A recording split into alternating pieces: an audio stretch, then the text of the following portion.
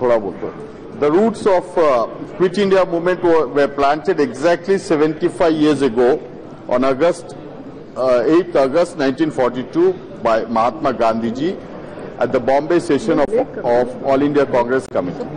The spirit show cause during the Quit India movement is relevant, and even in today's time when it becomes so social, comes to social evils which has plagued our society.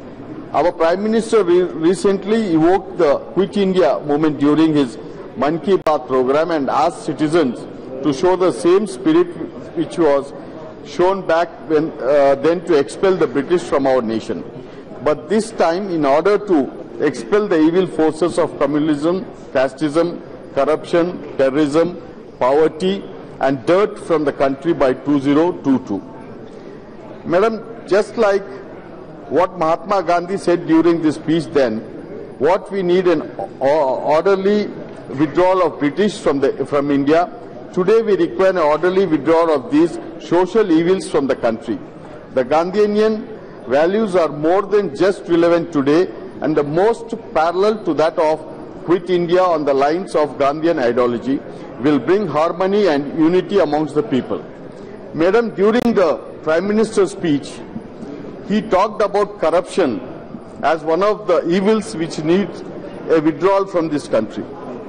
Madam, here I would like to just say that the corruption has to be taken out, but आज तक भी यही बात हो रही है, अंग्रेज तो चले गए, लेकिन औलाद छोड़ गए यहाँ पर.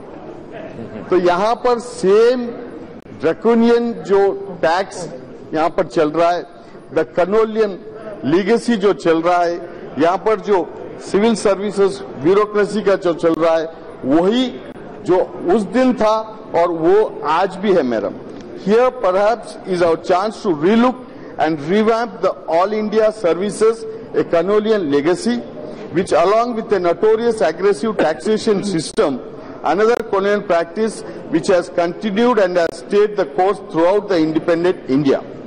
The Indian bureaucracy has since the very early inception has been infamous for its complicity of structure inefficiency in the past, has been prone to grave corruption. A Hong Kong-based think tank came out with a report in 2012 which rated the Indian bureaucracy as the worst in Asia. Here I would like to acknowledge the steps taken by this present government to bring in the efficiency in the bureaucracy. In the past few months, we have seen IAS and IPS officers being handed out compulsory retirement on the grounds of their ill performances. Last year, Ministry of Finance took a similar action against few erring IRS officers also, Madam. However, the aggravated problem warrants a far great reform. In 2012, the Ministry of Personal Public Grievances and Pension prepared a background paper to lay the theme of the discussion on Civil Services Day in 2012, in which it mentioned that corruption in the civil services has become all-pervasive and has become a norm. It has become a total practice, Madam, now. One of the major factors leading to this corruption is the permanency of all India service cadre officers in one state throughout their career. Permanency is the breeding ground for this corruption. We need to reform this system to keep the IAS and IPS in one state throughout their career, since we already have state cadre officers for serving the state. So, Madam, this type of administrative reforms have to be brought in. Electoral reforms have to be brought in. Financial reforms have to be brought in. Gandhiji calling in 1942 evoked an unprecedented response from the Indians, and it took us 5 years since this calling to drive the British out of this country. There is absolutely no reason why the same cannot be repeated in such social evil which are deep rooted in today's society. All that is required is the same unequal support and a genuine spirit to bring out a change.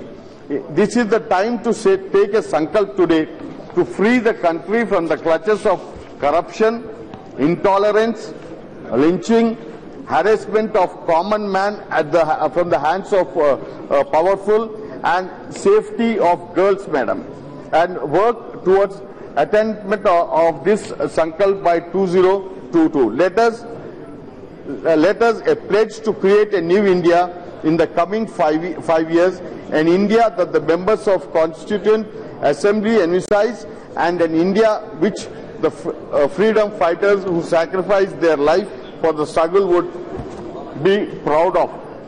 Madam, when you come to the sacrificing, madam, what I have seen is Mahatma Gandhi ji, Subhash Chandra Bose, Bhagat Singh ji, these people were all have struggled. They were Yodhas even before we were born.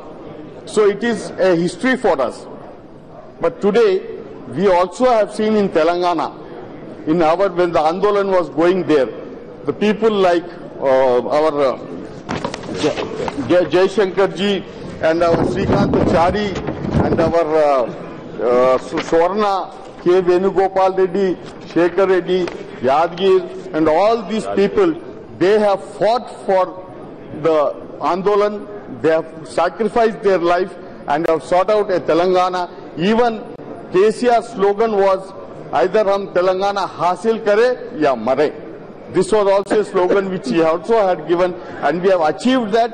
And today, after achieving it, madam, we have not left the state just like that. Today, we are rebuilding our Telangana with a proper, so that the Telangana people who have been deprived for the last 60 years get back really what they want. And today, we are an example in the country, madam. So I request that even our country today should be built in a proper and a good manner. Thank you.